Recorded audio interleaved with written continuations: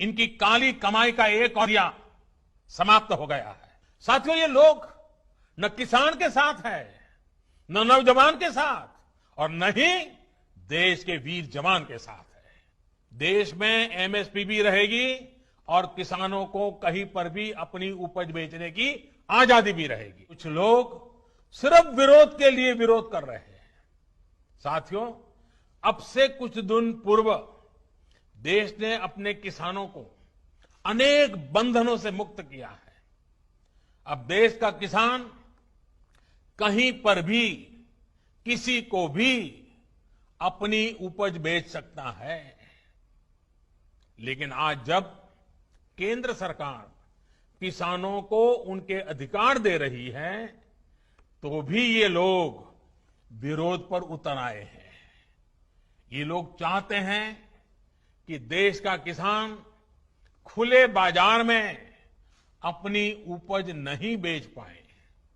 ये लोग चाहते हैं कि किसान की गाड़ियां जब्त होती रहें, उनसे वसूली होती रहे, उनसे कम कीमत पर अनाज खरीदकर बिचौलिए मुनाफा कमाते रहें।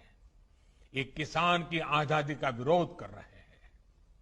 जिन सामानों की, उपकरणों की किसान पूजा करता है, उन्हें आग लगाकर ये लोग अब किसानों को अपमानित कर रहे हैं। साथियों, बरसों तक ये लोग कहते रहे एमएसपी लागू करेंगे, एमएसपी लागू करेंगे, लेकिन किया नहीं। एमएसपी लागू करने का काम स्वामीनाथन कमीशन की इच्छा के अनुसार हमारी ही सरकार ने किया। आज ये लोग एमएसपी पर ही किसानों में भ्रम फैला रहे हैं। देश में एमएसपी भी रहेगी और किसानों को कहीं पर भी अपनी उपज बेचने की आजादी भी रहेगी। लेकिन यह आजादी कुछ लोग बर्दाश्त नहीं कर पा रहे हैं। इनकी काली कमाई का एक और जरिया समाप्त हो गया है। साथियों, ये लोग न किसान के साथ है, न नौजवान के साथ और न ही देश के वीर जवान के साथ है।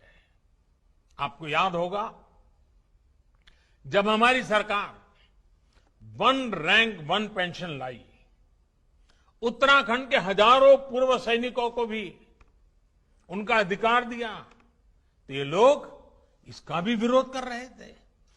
वन रैंक वन पेंशन लागू करने के बाद से सरकार पूर्व सैनिकों को लगभग 11,000 करोड़ रुपए एरियर के तो दे चुकी है।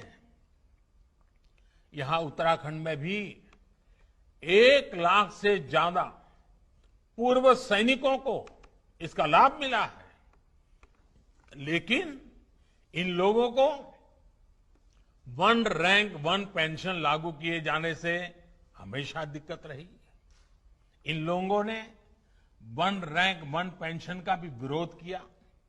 साथियों, बरसों तक इन लोगों ने देश की सेनाओं को, देश की वायुसेना को सशक्त करने के लिए कुछ नहीं किया। वायुसेना कहती रही कि हमें आधुनिक लड़ाकू विमान चाहिए, लेकिन ये लोग वायुसेना की बात कभी नहीं सुनी, उसको नजरअंदाज करते रहे। जब हमारी सरकार ने सीधे फ्रांस सरकार से रफाल लड़ाकू विमान का समझौता कर लिया, तो इनको फिर दिक्कत होने लगी। भारतीय वायुसेना के पास रफाल विमान आए, भारतीय वायुसेना की ताकत बढ़े, ये इसका भी विरोध करते रहे। मुझे खुशी है कि आज रफाल भारतीय वायुसेना की ताकत बढ़ा रहा है। अंबाला से लेकर के लेह तक उसकी गर्जना भारतीय जांबाजों का हौसला बढ़ा रही है। साथियों, 4 साल पहले का यही तो वो समय था जब देश के जांबाजों ने सर्जिकल स्ट्राइक करते हुए आतंक के अड्डों को तबाह कर दिया था। लेकिन ये लोग अपने जांबाजों के साहस की प्रशंसा करने के बजाय उनसे ही सर्जिकल स्ट्राइक के सबूत मांग रहे थे। सर्जिकल स्ट्राइक का भी विरोध करके ये लोग देश के सामने अपनी मंशा, अपनी नीयत साफ कर चुके हैं। देश के लिए हो, जो भी काम हो रहे हो, हर काम का विरोध करना इन लोगों की आदत हो गई है। उनकी राजनीति का एकमात्र तरीका ये यही है, बस विरोध विरोध विरोध। आप याद करिए, भारत की पहल पर जब पूरी दुनिया अंतर्राष्ट्रीय योग दिवस मना रही थी, पूरे विश्व में भारत गर्व कर सकता है योग पहुंच चुका है, तो ये भारत में ही योग का विरोध कर रहे थे। जब देश की सैकड़ों रियासतों को जोड़ने का काम, ऐतिहासिक काम करने वाले, भारत की एकता को मजबूत करने का काम करने वाले सरदार वल्लभ भाई पटेल की दुनिया की सबसे ऊंची प्रतिमा का अनावरण हो रहा था, तब भी ये लोग इसका विरोध कर रहे थे। आज तक इनका कोई बड़ा नेता स्टैच्यू ऑफ यूनिटी के दर्शन करने नहीं गया है। क्यों? क्योंकि उन्हें विरोध करना है। साथियों, जब गरीबों को 10% आरक्षण का फैसला हुआ, तब भी ये इसके विरोध में खड़े थे। जब 26 नवंबर को संविधान दिवस मनाने की बात आई, तब भी ये इसका विरोध कर रहे थे। डॉक्टर बाबा साहब आंबेडकर का विरोध कर रहे थे। साथियों, पिछले महीने ही अयोध्या में भव्य राम मंदिर के निर्माण के लिए भूमि पूजन किया गया है। ये लोग पहले सुप्रीम कोर्ट में राम मंदिर का विरोध कर रहे थे, फिर भूमि पूजन का विरोध करने लग गए। हर बदलती हुई तारीख के साथ विरोध के लिए विरोध करने वाले ये लोग देश के लिए, समाज के लिए अप्रासंगिक होते जा रहे हैं।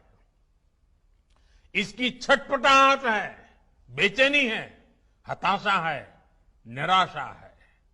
एक ऐसा दल जिसके एक परिवार की 4-4 पीढ़ियां जिसने देश पर राज किया, वो आज दूसरों के कंधों पर सवार होकर देश हित से जुड़े हर काम का विरोध करवाकर अपने स्वार्थ को सिद्ध करना चाहता है।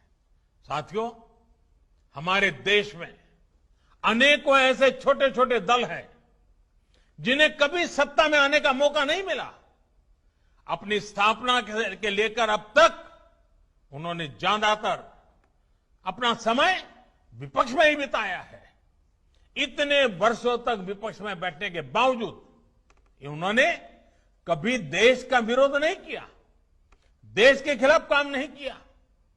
लेकिन कुछ लोगों को विपक्ष में बैठे कुछ वर्ष ही हुए हैं, उनका तौर तरीका क्या है, उनका रवैया क्या है, वो आज देश भली भांति समझ रहा है, देश उसको बहुत बारीकी से देख रहा है।